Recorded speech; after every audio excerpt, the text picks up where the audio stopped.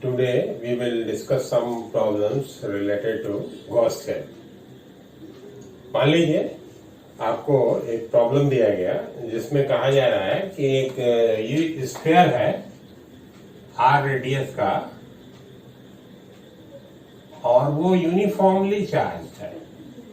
Are radius का sphere है, ये यूनिफॉर्मली चार्ज है और बियॉन्ड द रेडियस आर जो चार्ज है दैट हैज ए डिस्ट्रीब्यूशन। मान लीजिए कि at a separation R from the centre जो चार्ज डेंसिटी है that is given by alpha divided by R. Charge density is alpha divided by.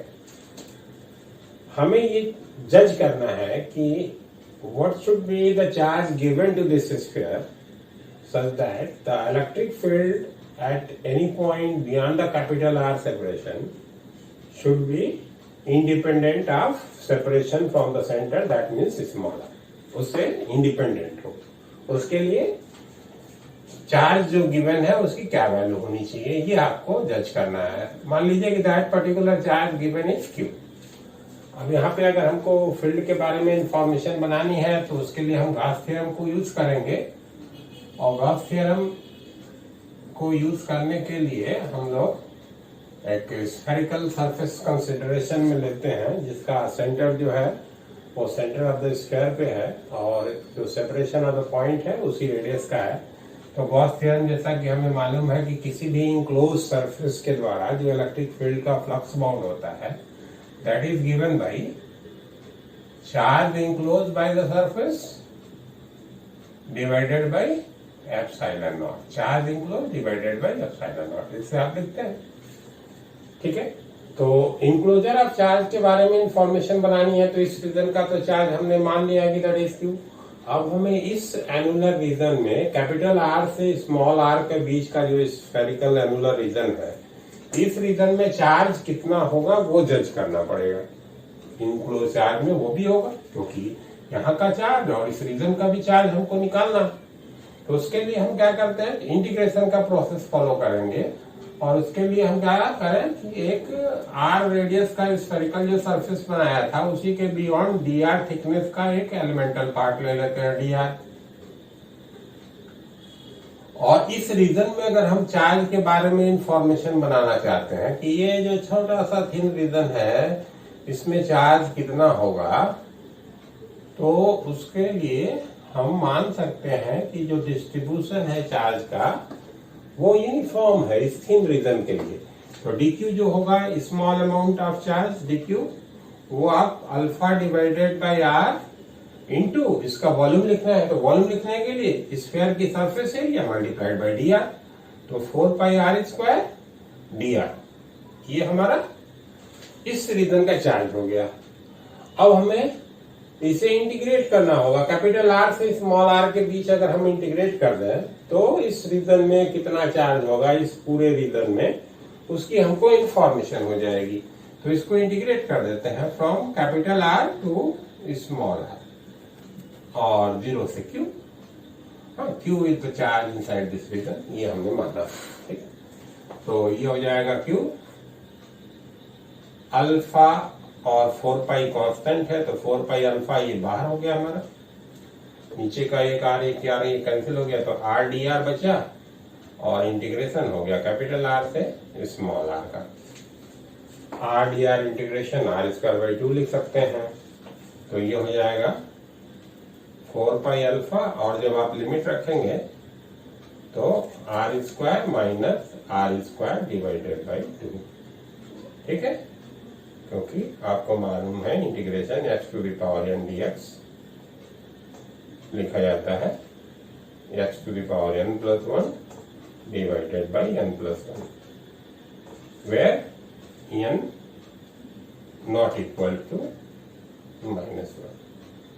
ये -1 नहीं होना चाहिए और सबके लिए ये वैलिड है। तो इसी फॉर्मूले का यूज करके हमने इंटीग्रेशन लिखा और फिर लिमिट रख दी। तो ये चार्ज इंक्लोजर इस रीजन का मिल गया। अब इस पर्टिकुलर सरफेस के लिए जब हम गॉस थ्योरम को अप्लाई कर रहे होंगे तो चूंकि जो सेंटर ऑफ द स्फीयर है वो चार्ज डिस्ट्रीब्यूशन के करेस्पॉन्डिंग भी सिमेट्री का पॉइंट है तो हम कह सकते हैं on the basis of symmetry की इक्वल स्पेस के जो भी पॉइंट होंगे सारे पॉइंट हमारे आइडेंटिकल पॉइंट के रूप में देखे जाएंगे। तो हर जगह पे फील्ड जो होगी that will have the same magnitude और direction of the field either centre of symmetry की तरफ होगी या away from the centre of symmetry होगी। तो अगर toward the centre or either away from the centre, जिधर भी चाहे आप एज्यूम करके अपने प्रॉब्लम को आगे प्रोसीड कर सकते हैं।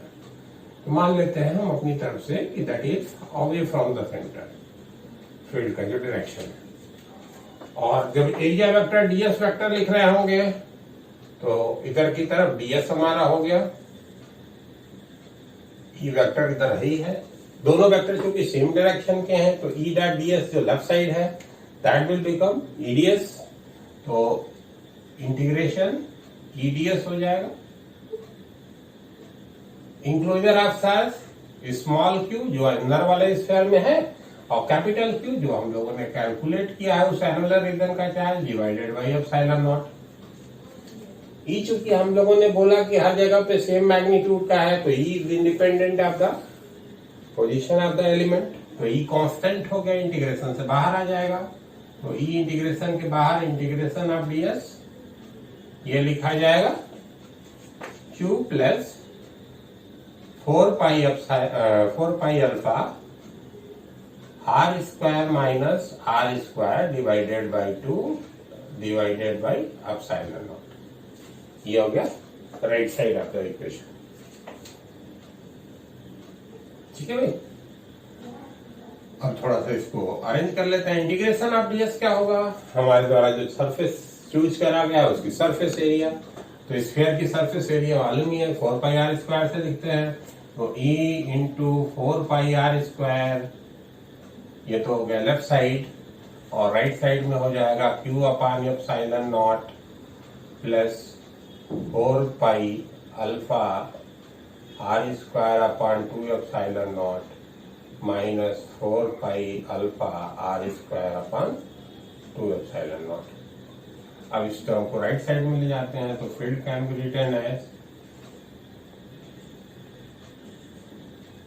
Q, या इसको हम लोग ऐसे भी लिख सकते हैं Q minus 2 pi alpha R square divided by epsilon naught plus और 4 पाई आई है आर स्क्वायर, ये आ गया इधर में प्लस 4 पाई आर स्क्वायर कर लिया अल्फा डिवीजन में 2 एप्सिलॉन नॉट, ये हो गया। अगर अब इस फील्ड को इस R से इंडिपेंडेंट होना है तो this particular term should be zero, तो इसको जीरो कर दीजिए। तो जीरो किया तो Q माइनस का 2 pi alpha R square it should be zero for E to be independent of R, यानी कि Q की जो वैल्यू होगी ये लिखा जा सकेगा 2 pi alpha R square. This should be the charge.